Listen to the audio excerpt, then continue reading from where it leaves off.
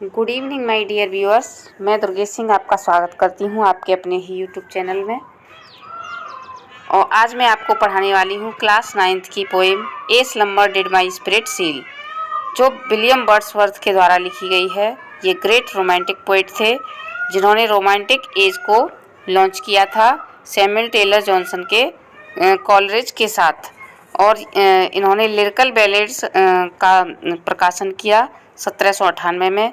इसी के साथ रोमांटिक एज की शुरुआत मानी जाती है। तो William Wordsworth was born on 7 April 717। इनका जन्म 7 अप्रैल 1770 को हुआ था और इनकी मृत्यु 23 अप्रैल 1850 को हुई थी। Was an English romantic poet. Wordsworth एक इंग्लिश रोमांटिक पोइट थे who with Samuel Taylor Coleridge help to launch the romantic age, जिन्होंने सैमुअल टेलर कॉलरिज के साथ रोमांटिक एज को लॉन्च करने में हेल्प की। इन्होंने इंग्लिश लिटरेचर में एक जॉइंट पब्लिकेशन, इन दोनों ने मिलकर एक जॉइंट पब्लिकेशन निकाला जिसको लिरिकल बैलेड्स के नाम से जाना जाता है, और ये 1798 में आया था।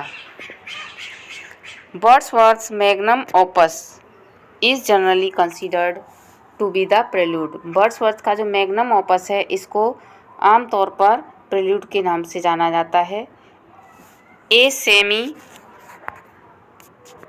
Autobiographical poem of his early years. ये जो प्रेल्यूड है सेमी बायोग्राफिकल है। इसमें इनके आत्मकथा के कुछ लक्षण इसमें दिखाई देते हैं।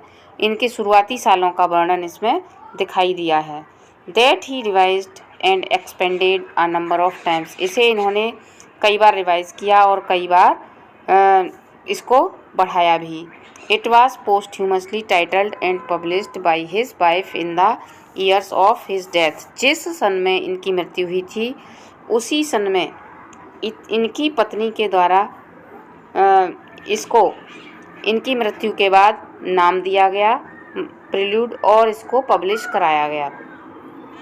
Before which it was generally known as the poem to Coleridge. इससे पहले इसको ए पोएम टू कॉलरिज के नाम से जाना जाता था।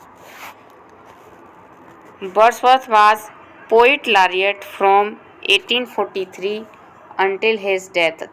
वर्ड्सवर्थ को सन 1843 में पोइट लॉरिएट चुना गया था और तब से लेकर अपनी मृत्यु तक यानी 23 अप्रैल 1850 तक ये यहाँ के पोइट लॉरिएट रहे। पोइट लॉरिएट होता है राष्ट्रकवि।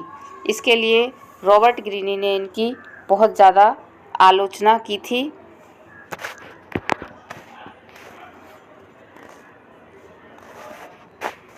आइए पढ़ते हैं आज की पोएम।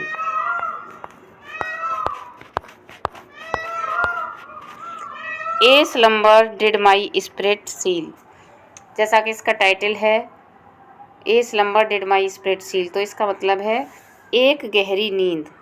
स्लम्बर का मतलब होता है गहरी नींद।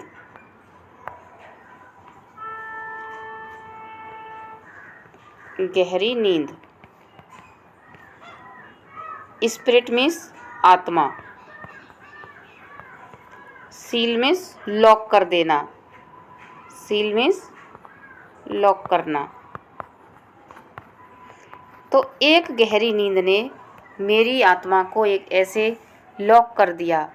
आई हैड नो ह्यूमन फियर्स, कि मुझे कोई भी मानवीय डर नहीं रहा। She seemed a thing that could not feel. जैसा कि ये पोएम इनकी बिलव्ड लूसी को एड्रेस करके लिखी गई है।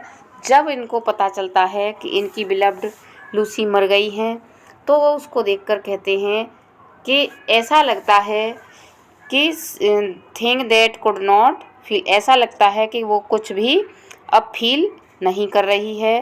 The touch of earthly years, और जो पृथ्वी पर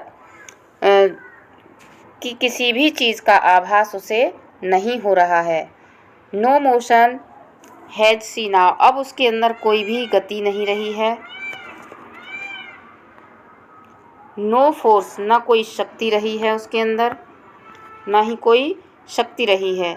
नाइदर सी नाइदर हियर्स, ना तो वो सुन सकती है। नॉर सीज, और ना ही वो कुछ देखती है।